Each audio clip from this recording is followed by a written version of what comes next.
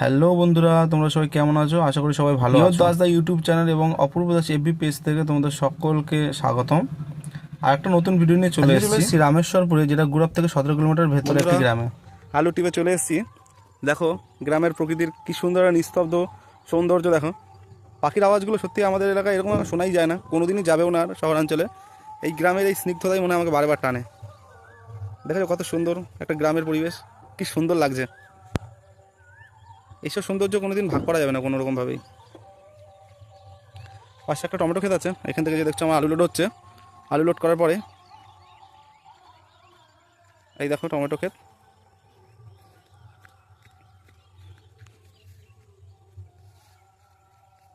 গাছ সিম সবে হয়েছে, এই গাছটাতে এখনো পুরো হয়ে পারেনি।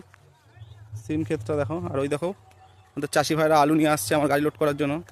ওখান থেকে যে সুদূরে আলু লোড হচ্ছে।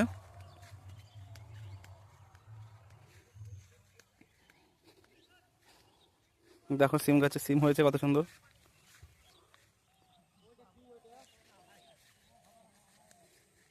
কত সুন্দর দেখেছো সিম হয়েছে, খুব সুন্দর লাগছে।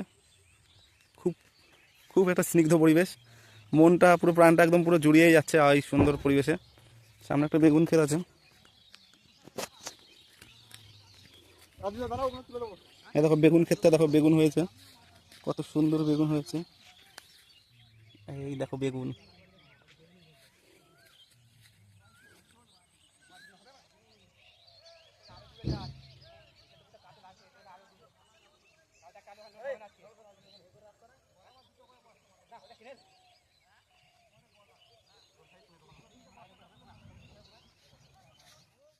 আলু লোড করার সঙ্গে সঙ্গে চলে গিয়েছিলাম যে টমেটো ক্ষেতটায়। সেখানে তো তোমরা সবাই জানো এখন বাজারে কাঁচা সবজির দাম যেহেতু একটু কম আছে, কিন্তু সেখানে সব থেকে আরও বেশি বেদনাদায়ক হচ্ছে টমেটোর দামটা একদমই বাজারে পড়ে গেছে। মানে বাজারে এখন 10 টাকা কিলো টমেটো পাওয়া যায়।